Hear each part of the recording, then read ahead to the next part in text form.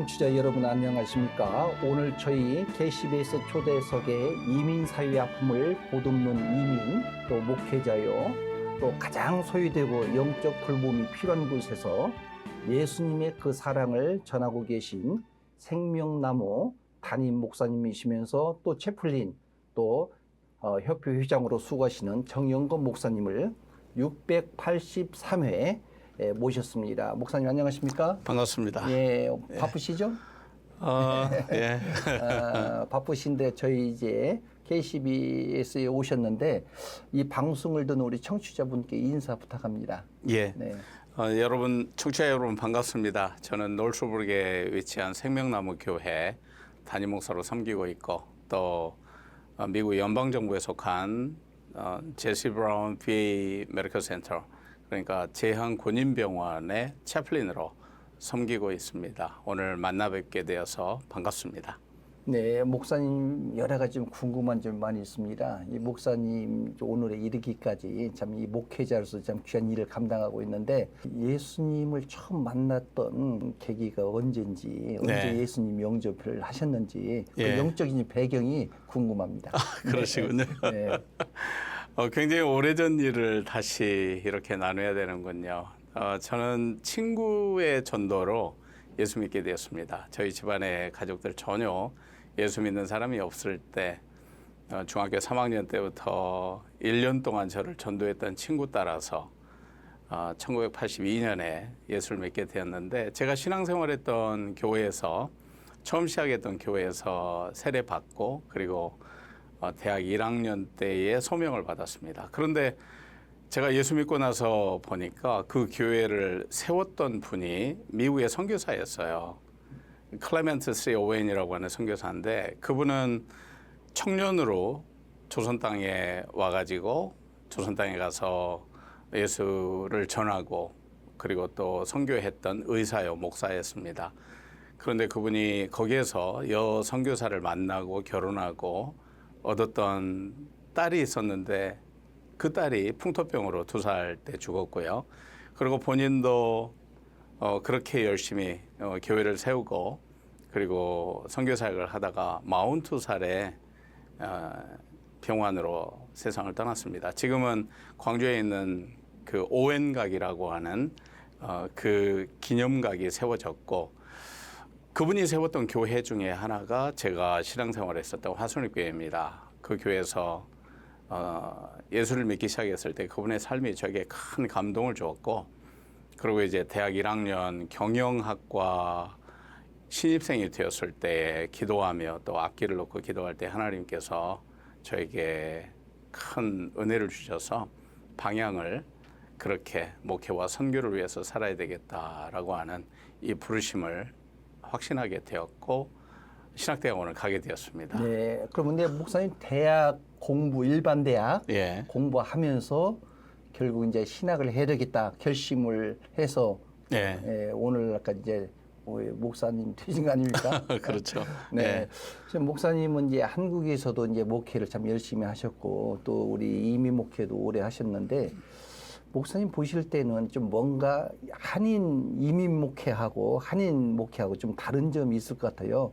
다른 점, 그 특징이 있다면 뭐가 좀 다를 것 같아요? 예, 이민교회 목회를 하시는 목사님께서도 잘 아실 수 있는 그런 내용인데, 네. 생각해 보면 이제 지금 부족하지만 34년째 이렇게 목회도 하며, 그리고 또 최근에는 이제 2017년도 이후에는 채플린으로 훈련도 받고 그렇게 사역을 해오고 있는데, 이민교회와 한국에서의 목회 아주 전형적인 차이점이라고 한다면 그것은 한국에서의 목회는 정통의 네. 목회라고 볼 수 있고, 이민교회 목회는 목회와 선교라고 생각합니다. 네, 네. 사실 여러 가지가 있죠. 문화적인 차이, 교회 기능의 차이, 또 목회 대상의 차이.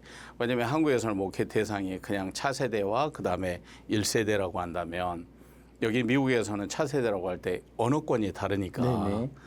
결국에는 내가 하든지 아니면 다른 사람의 도움을 받아서 하든지 해야 되는데, 또 설교의 내용도 차이가 있을 수 있고, 설교의 대상도 사실은 언어권이 한어권이면 괜찮은데 여기 미국에서는 사실 언어권도 다인종 교회 같은 경우는 전형적인 영어를 사용할 수밖에 없고 아니면은 또 동시 통역을 하든지 이런 여러 가지 차이점들이 있고요. 리더십도 한국에서는 가부장적인 그런 목회 리더십이 통할 수는 있지만 여기 미국에서는 어떻게 보면 수평적 리더십의 개념을 훨씬 더 많이 요구하고 있고요. 또 목회자의 역할도 다양하고 성장의 방향도 다양한데 제가 볼 때 큰 특징이라고 한다면 이민교회의 특징이라고 한다면 결국에는 정체성을 찾아 나가도록 돕는 목회가 아닌가 이런 생각이 듭니다. 네. 그 정체성이라고 하는 것은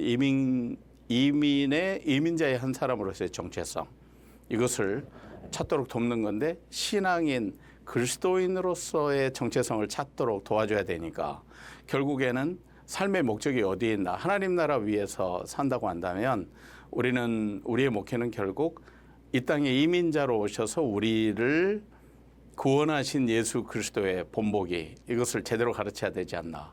그리고 우리에게 본향이 있고 또 우리의 사는 모든 것이 가정이나 삶이나 아니면 교회나 아니면 사회활동 또 직업이나 모든 것들이 다 하나님의 나라를 지향하는 삶으로 정체성을 찾아 나가도록 돕는 이런 목회가 아닌가 하는 생각이 듭니다. 네, 목사님 아주 지적을 잘 해주셨어요. 그런가요? 사실 이제 우리 이민자의 정체성, 네. 또 우리 신앙인의 정체성, 네.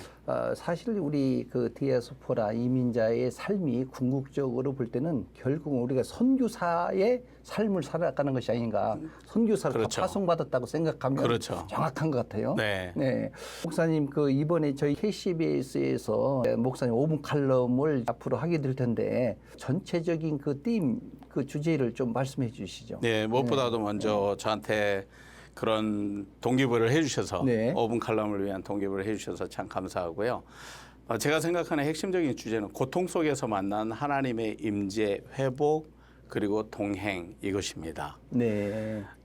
나름대로 우리의 삶의 자리에 고통과 고난을 피할 수가 없는데 그런 상황 속에 있는 모든 사람들에게 필요한 것은 하나님의 임재인데 하나님의 임재가 보이지 않는 하나님이 어떻게 우리를 도울 수 있겠다고 생각하고 확신할 수 있는지 의문을 가진 사람들이 참 많잖아요. 특히 아픈 사람들은 더더욱 그렇다고 봅니다. 그럴 때에 오늘 사람의 임재, 사람이 God's presence에 어떻게 보면 대사가 되어서 하나님의 사랑을 전하고 또 은혜를 전하고 그리고 하나님의 임재를 이렇게 보여주는 이 사역이 우리에게 필요한데 저의 5분 칼럼은 사실은 그 아픔, 고난 그리고 고통 속에서 그러한 하나님의 임재를 경험할 수 있도록 그리고 또 그 과정을 통해서 회복할 수 있도록 뿐만 아니라 궁극적으로는 하나님과 함께 다시 믿음으로 동행할 수 있도록 돕는 이런 칼럼을 나누고 싶습니다. 네, 아주 좋은 주제가 될 것 같아요. 예, 네. 그렇게 기대하고 있습니다. 우리 이민자의 삶이 참 고난, 이 고통. 네. 그러나 이곳에 하나님의 임재하심 속에 주님과 동행하는 삶을 살아간다. 네. 아주 기대가 될 만한 주제가 아닌가 생각이 드는데 이번에 5분 칼럼은 짧지만은 네. 많은 분들이 청취자들이 듣게 됩니다. 그렇다면 어떤 핵심적인 메시지도 좀 간단하게 좀 설명해 주시죠. 네. 핵심적인 메시지는 결국에 하나님이 우리와 함께 하신다. 내가 인정을 하든 인정하지 않든 내가 고통 속에 있을 때, 고난 속에 있을 때, 아픔 속에 있을 때 하나님은 나를 외면하지 않고 나와 함께 하신다. 왜냐하면 헨리 나우엔이 말했던 것처럼 예수님은 상처 입은 치유자시잖아요. 그래서 그 하나님이 나와 함께 한다는 사실을 내가 몰랐고 아니면 내가 잊어버렸고 아니면 잠시 기억하지 못해도 결국에는 그것을 끌어내어서 회복시켜주는 사람이 필요한데 저는 5분 칼럼을 통해서 우리의 영적인 기억, 우리의 저 무의식 속에 우리의 양심 속에 하나님이 담궈 놓은 그 하나님이 함께 한다고 하는 그리고 하나님이 회복해 주신다고 하는 여러 가지 면에서 회복이죠. 육체적인 회복, 또 마음의 회복, 심리적인 회복, 그리고 영적인 회복 이러한 것들을 우리에게 회복시켜 준다고 하는 이 소망 이것을 함께 나누고 그리고 그 사람이 다시 레실리언스 이 회복력을 다시 회복해서 하나님과 함께 사는 믿음의 삶을 회복하도록 돕는 이러한 칼럼을 함께 나누고 싶습니다. 사실 우리 예수님이 이 땅에 오셔서 네. 상처 많이 받으셨지 않습니까? 그렇죠. 인간으로 네. 오셔서 네. 그렇기 때문에 누구 못지않게 그 상처를 또 예수님 너무나도 잘 알고 계시고, 예. 네, 그래서 결국에 가서는 회복하기 위해서 오신 예수님, 회복으로만 끝나지 않고 이제는 주님과 함께 하나님 나라를 위해서 그 목적을 향해 달려가는 그런 앞으로 이제 오음칼럼이 진행이 될 것 같아요. 네. 네. 또 목사님은 이 채플린 사역을 하면서 목회하면서 채플린 사역하면서 참 여러 가지 많은 경험들이 있을 것 같아요. 청취자분들께도 아마 큰 격려가 되고 용기가 되지 않겠는가.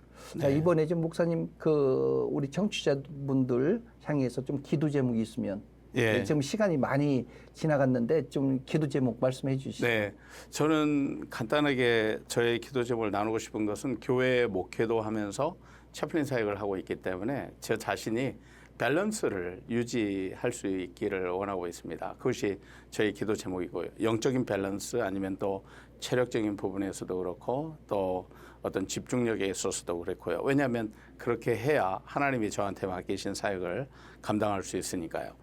뿐만 아니라 그럼에도 불구하고 또 계속 배우기를 원하는 것은 제가 일하고 있는 이 병원의 특성상 제한 군인병원에 채플린 영적인 케어기버로서의 특성상 멘탈 헬스와 또 그러니까 정신질환 아니면 또 모럴 인주리 이 도덕적인 손상을 가지고 있는 사람들에 대해서 좀 더 전문적으로 더 배우고 싶고요. 그리고 뿐만 아니라 지속적으로 자기 개발도 해내고 무엇보다도 교회 목회와 채플린 사역을 통해서 하나님의 나라의 일을 사람들에게 나누고 하나님의 사랑과 또 하나님의 회복을 임재를 나누는 이 사역을 지속적으로 해나갈 수 있기를 바라는 것이 저의 기도 제목이고요. 사역의 비전으로는 이제 교회가 원래 창립되었었던 제가 교회를 개척하면서 꿈꿨던 것이 선교적 삶, 선교적 가정, 선교적 교회. 그래서 사실 저 같은 경우도 자비랑 목회를 지금 하고 있는데 그런 면에서 보면 채플린 사역을 통해서 하나님이 저에게 필요를 채워주시는 게 너무나 감사하죠. 그래서 이러한 사역의 비전을 뛰어넘어서 이러한 사람을 케어하는 일을 통해서 우리 시카고 지역사회나 아니면 또 제가 맡고 있는 한인 채플린 협회 회장으로 맡고 있는데요. 이 한인 채플린 협회 비영리 단체가 더욱 목회자들과 또 채플린이 되려고 하는 사람들에게 더욱 실질적인 도움을 주고 비전을 나눌 수 있는 이런 기관이 되도록 하는 것이 저의 하나님 나라를 향하는 소중한 꿈입니다. 네, 목사님, 제가 마무리하기 전에 좀 생각나는 것이 있어서 질문 하나 더 하겠습니다. 목사님 목회지가 생명나무 교회잖아요. 예. 나무라고 하는 그 이름이 들어가서 그 어떤 의미가 있는지 좀 간단하게 좀 소개해 주시죠. 예, 생명나무 하면 우리 성경에서 딱 세 군데 나오잖아요. 창세기, 잠언, 그리고 요한계시록. 제가 생각했던 것은 우리가 이루는 교회가 주님의 몸된 교회이고 생명나무 자체가 예수 그리스도를 상징하고 또 의미하고 그 나무에 붙어 있을 때 우리는 생명의 열매를 맺고 그리고 우리 자신이 예수 그리스도와 함께 영원한 주님 나라에 갈 때까지 영생을 선취해서 살아가잖아요. 그래서 저는 그 생명나무이신 예수 그리스도에게 우리의 삶이 붙어 있어서 언제나 소성하고 또 회복되고 하나님과 함께 동행하는 이러한 꿈과 비전을 안고 기도할 때 교회 개척을 놓고 기도할 때 그 이름을 영감을 받았습니다. 네, 우리가 일반 목회를 하든 특수 목회를 하든 결국의 회복은 항상 중심이 예수 그리스도. 그렇죠. 예, 예수님을 통해서만이 회복이 되어진다. 예. 자, 오늘 여기 도전의 말씀 주신 목사님 감사합니다. 감사합니다. 네네. 초대해 주셔서 감사합니다. 네, 오늘 KCBS 초대서 우리 정영건 목사님과 함께하는 이 대화 여기서 잠시 숨을 고르고 2부에서 본격적인 채플린 사역에 대해서 생생한 그 현장 이야기로 찾아뵙겠습니다. 지금까지 진행의 김영윤 목사였습니다. 감사합니다.